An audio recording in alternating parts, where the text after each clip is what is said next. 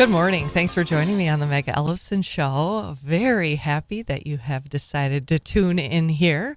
Have a great lineup of guests this morning, starting with from Wisconsin Institute for Law and Liberty.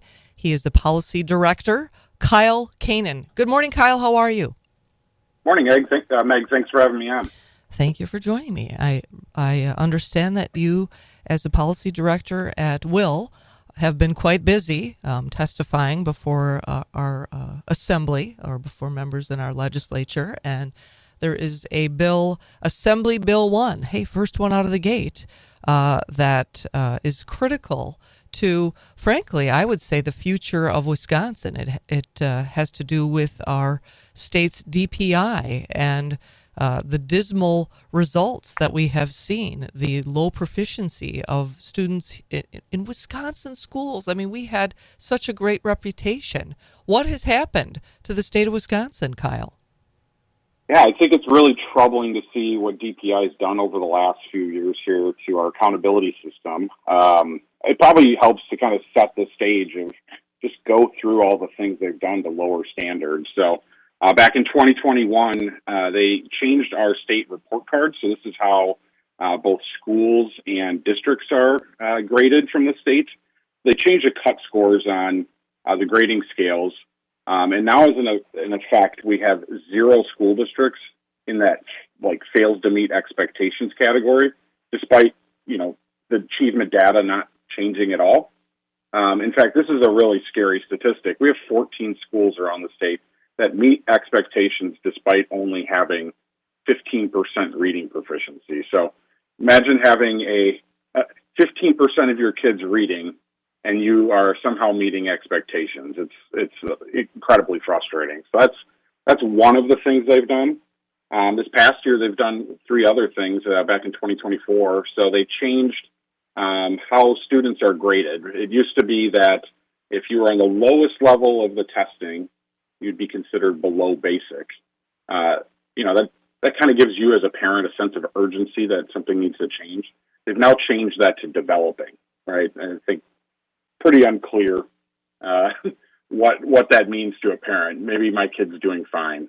They've also changed basic to approaching. So those changes were this past year. And then I think lastly, they changed cut scores to our state exams, both the Ford and the ACT exams.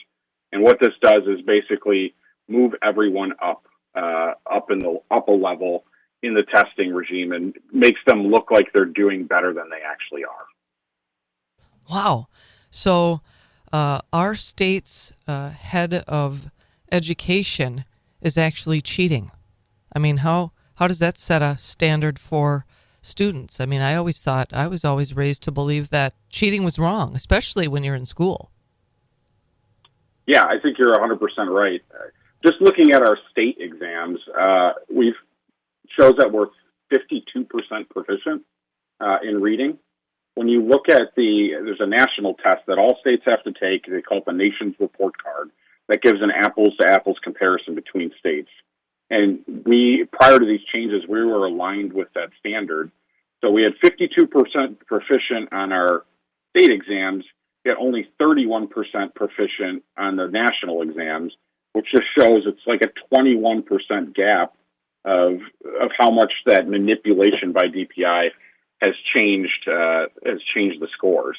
It's incredibly frustrating and something we need to fix, and that's what AB 1 does.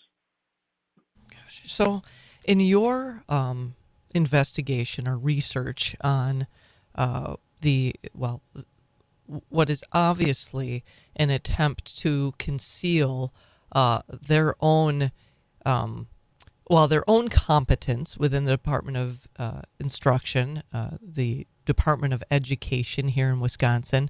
I mean, what else have you discovered? And I mean, I was saying to you off air, I frankly, I'm surprised that they wouldn't just come clean and say, look, I mean, because it's pretty obvious. Our children are failing miserably in the Wisconsin public schools, but here's what we're going to do to rectify it. Instead, they would rather conceal all of that information, sweep it under the rug, and tell every student in Wisconsin, you just don't have to achieve as we don't have the same expectations of you any longer. I mean, that's a really sorry state of affairs in our education system in Wisconsin.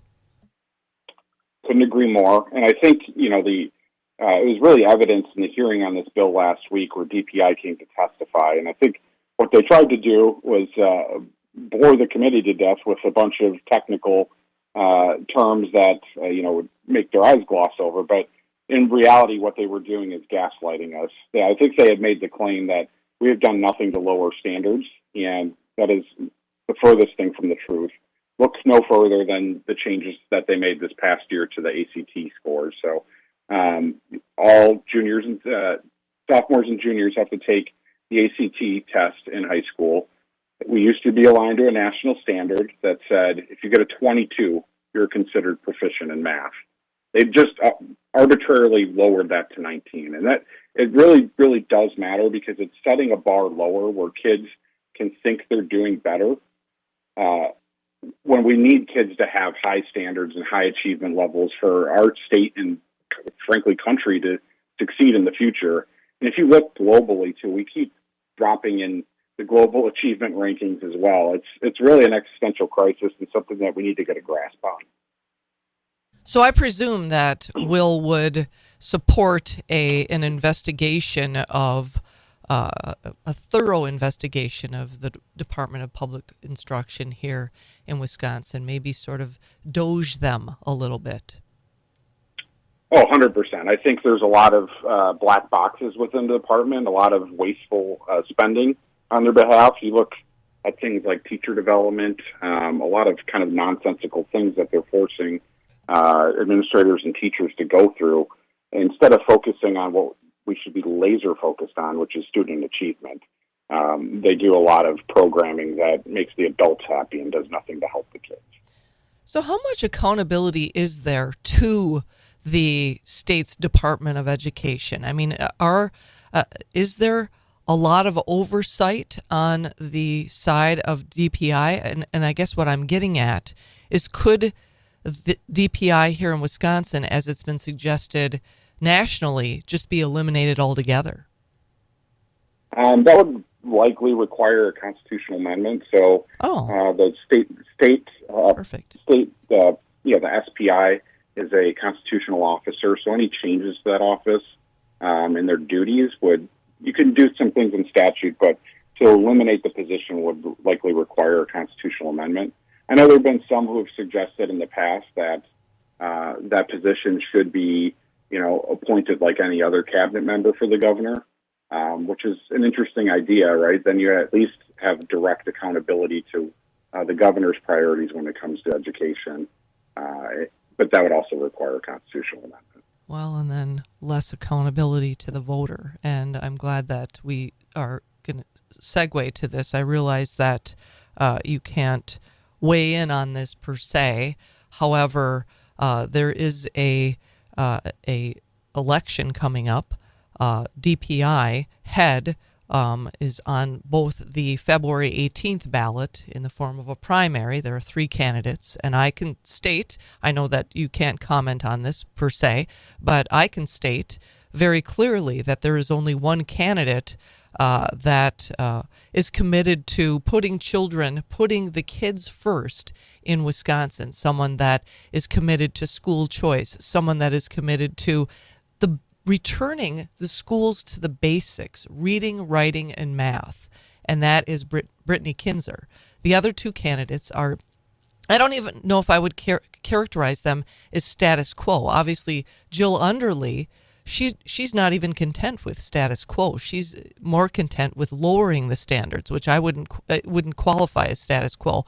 But then the other leftist that is running, Jeff Wright, has been endorsed by the teachers union and has run several failed attempts at running for state assembly as a Democrat. So we know where 2 of the candidates stand, and the third is, I would characterize her as an independent that is running to reform education in Wisconsin, and is clear. She decided to run.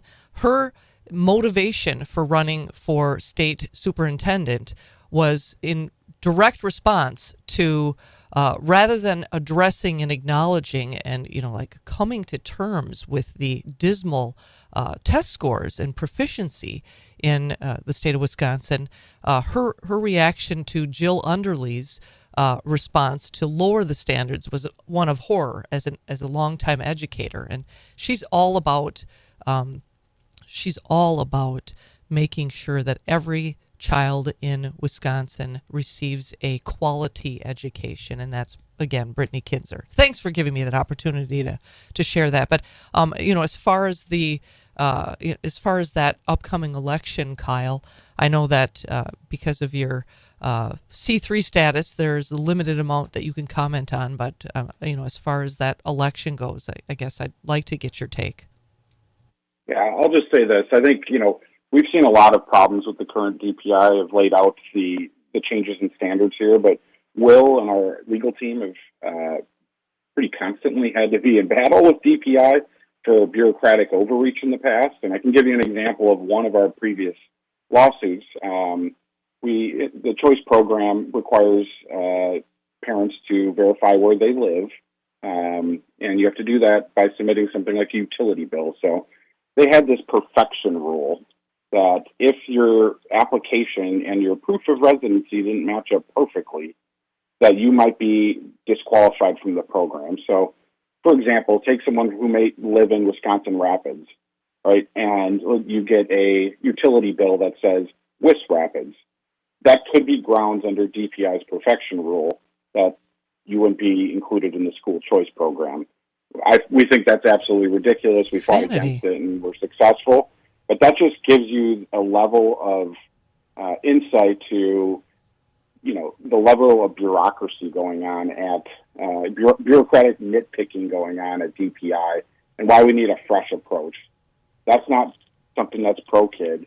That is something that, is trying to make it harder for parents to get their kids into an educational option that benefits them most. So I think it's important to have someone that's committed to high standards, academic achievement, and putting kids and families first, not the bureaucrats. Well, it's semantics anyway. I mean, it's ridiculous, and it's as if they have evidently indicated by being so nitpicky that they do have standards after all. Kyle, shocker, right?